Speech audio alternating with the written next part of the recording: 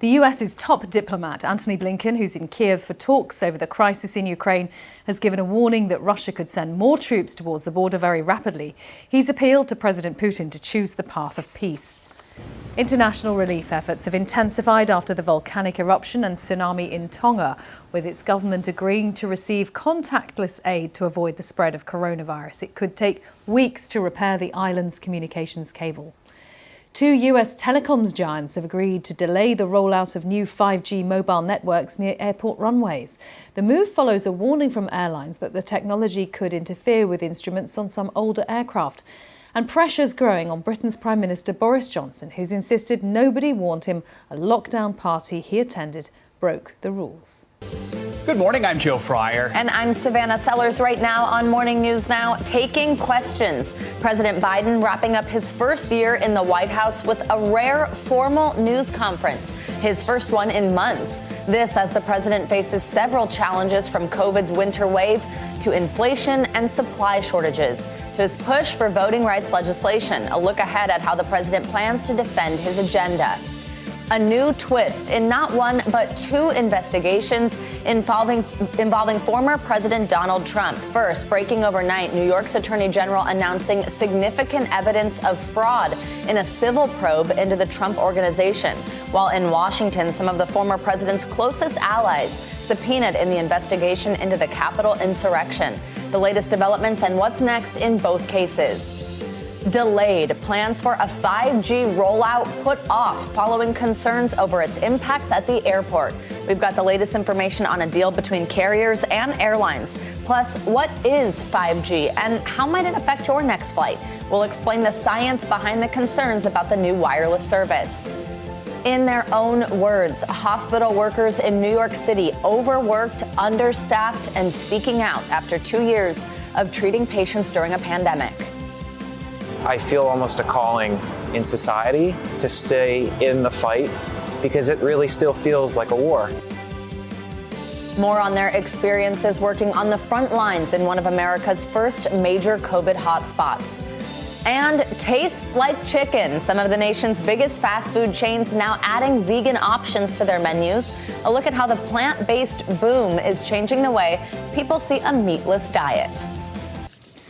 Japan is expanding quasi-emergency measures to Tokyo and 12 other prefectures where the coronavirus is spreading faster than ever. Governors will have the power to introduce measures that target local outbreaks. We have concluded that we need to apply intensive measures to help local governments push ahead with preparations so their medical systems will function well. We also need to take effective steps to curb the increase in the number of new infections. The measures will take effect Friday and last through February 13th.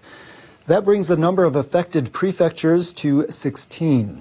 Okinawa and 2 others have been taking intensive antivirus measures for 10 days.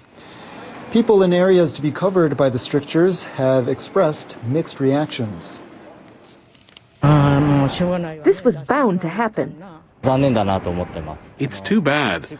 I work in transportation and tourism, and I think customer numbers will dwindle. The government's top coronavirus advisor says officials need to take a tailored approach. Simply put, this is not about restricting the movement of people. Instead, I think the key will be to limit how many people gather in one place. Omi says restaurants can remain open, but they must be well ventilated and limit groups to about 4 people. Customers should speak quietly and wear a mask whenever possible. New coronavirus infections topped 40,000 nationwide on Wednesday, the second consecutive day of record-breaking case numbers. Tokyo also saw a record-setting day, logging more than 7,000 cases. Officials worry the growing impact of the outbreak could throw society into disarray. Osaka and its neighboring prefectures have yet to request quasi-emergency powers. The government is keeping a close watch on infections in the region. The rapid spread of infection is hitting nursery schools hard. Nearly 90 schools across the country were closed as of last week. 7 children tested positive at this school in Tokyo. The staff say they took all possible measures to prevent infection. Partitions were set up when children ate, and the children had to eat in silence. Toys were disinfected every day. Staff members say they don't know what more can be done to fend off the Omicron variant. Some schools are also short of staff. Teachers who've come into close contact with an infected person have to isolate at home. If more employees become unable to come to work, we will have to put some restrictions on children's activities. Otherwise, we won't be able to ensure the children's safety.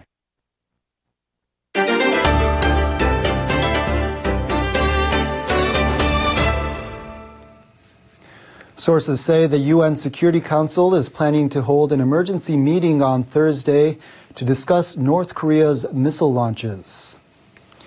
North Korea has fired 6 ballistic missiles this month. The most recent launches took place Monday when Pyongyang fired what it says were 2 tactical guided missiles.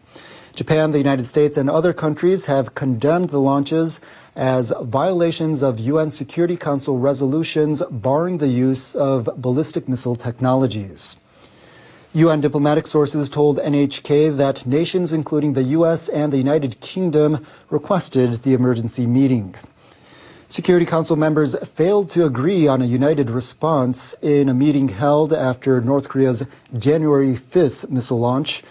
China and Russia are calling for the lifting of sanctions on Pyongyang, highlighting how their stance differs from that of the West. Tonga remains cut off from most of the world following a massive volcanic eruption and tsunami. Officials say it desperately needs aid, but before help can arrive, the Pacific Island nation will need to clear the ash from its runway. At least 3 people died in the disaster. Many more were injured. It also severed the nation's only undersea communication cable, leaving most of Tonga offline. A UN official based in Fiji says people need water and food, so gaining access for flights is a top priority. The ash has proven more difficult to clear than was expected. We thought that it would be operational yesterday.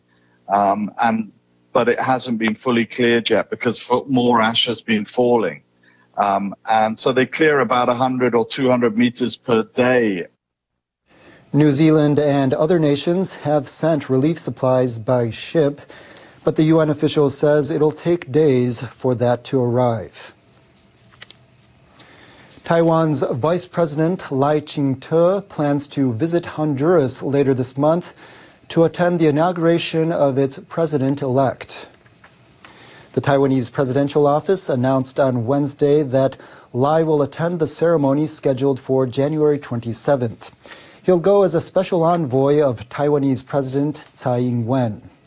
Honduras is one of 14 countries with which Taiwan has diplomatic relations. President-elect Xiomara Castro floated the idea during her election campaign last November of severing ties with Taiwan and establishing relations with Beijing. Lai is hoping to have a separate meeting with Castro during his trip as he seeks to keep the relationship intact. Tsai does not approve of China's One China principle, which regards Taiwan as part of China. Beijing has stepped up its drive to win over Taiwan's diplomatic partners through economic assistance and other means. Honduras' neighbor, Nicaragua, severed ties with Taiwan last month and re-established them with China. Lai will reportedly visit other countries and territories, which could possibly include the United States. A former pro-independence activist known for first using the popular protest chant, "Liberate Hong Kong, Revolution of Our Times," has been released from prison. Edward Leung, who was a senior member of a group seeking independence for Hong Kong, was sentenced to 6 years in prison in 2018 for his role in a 2016 protest in the city. The slogan was often heard during massive protests in Hong Kong in 2019 when he was in prison. Leung has been drawing attention since it was reported that he would be released after a reduction in his sentence. He was reportedly allowed out on Wednesday. The pro-independence group has disbanded and other leading members have gone overseas. The slogan is banned under the national security law for the territory. It's believed that many, mainly young people, still support Leung. Local media say he will be subject to police supervision. A magnitude 5.3 earthquake that hit northwestern Afghanistan earlier this week has left at least 26 people dead, including children. Reports say hundreds of homes have been damaged or destroyed. Footage shows people clearing away rubble after the January 17th quake. Heavy rain before it struck reportedly left mud brick houses particularly vulnerable to damage.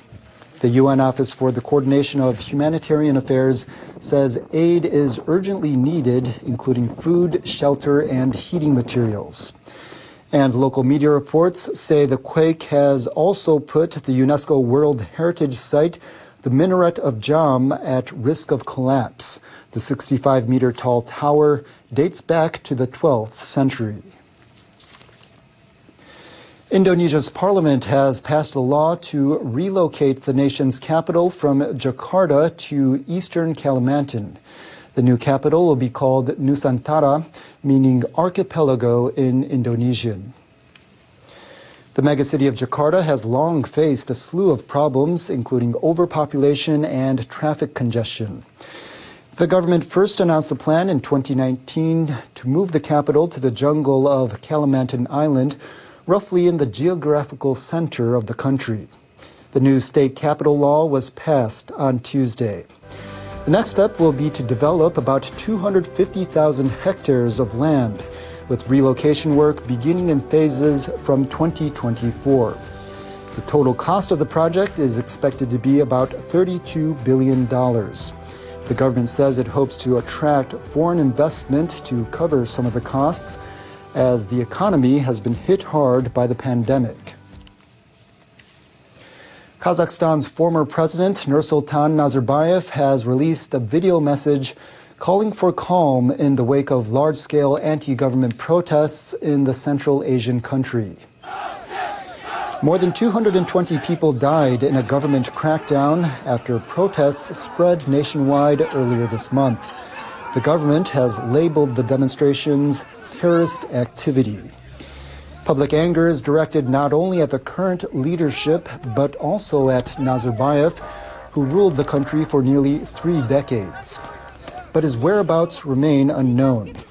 Nazarbayev posted a video address on his official website on Tuesday, claiming to have lived in the capital as a simple pensioner since he ceded presidential powers in 2019.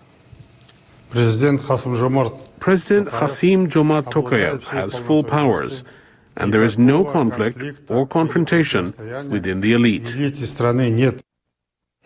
The former leader denied rumors that a power struggle is behind the unrest and called for people to cooperate in stabilizing the country.